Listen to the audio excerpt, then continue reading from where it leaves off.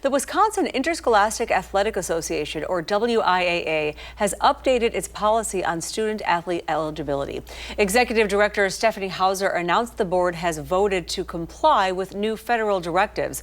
That means only students designated female at birth are allowed to compete in girls' sports. The decision follows similar action by the NCAA earlier this month.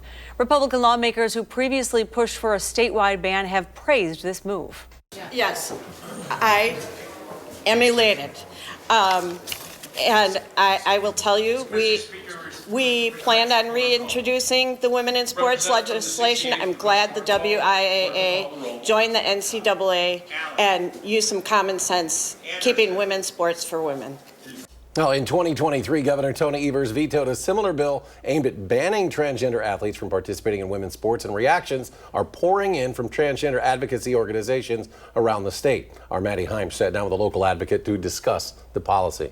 To use a sports metaphor, it's really unsportsmanlike conduct. Brian Jukums is the Senior Director of Education and Policy at GSAFE, an organization committed to making schools a safe place for LGBTQ plus youth. Singling out trans girls isn't going to make a tangible difference for school sports. The WIAA doesn't keep tally of transgender athletes, so no one knows how many students will be affected by the new policy. But Jukums says that's not the point. The number is likely very small, but I think what's really important is that, trans kids, like any kid, just really want to be part of a team, right? In a statement about the new policy, the WIAA ruled that, quote, only students designated as females at birth will be allowed to participate in girls' competitions.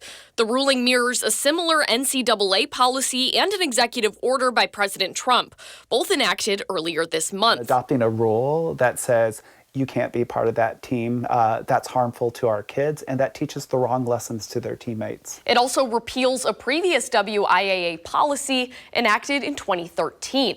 That one read, quote, that denying a student the opportunity to participate on a sports team consistent with his or her gender identity is likely prohibited sex discrimination. But for transgender athletes, Jukums says this 2013 policy wasn't a slam dunk either. It was already a bad policy. He says that the previous policy, while appearing inclusive on paper, required athletes to jump through hurdles that essentially made sports inaccessible. This new policy kind of gets rid of all those pretenses and just says we don't want trans girls in sports. So if anything, it's more transparent about what the intention is.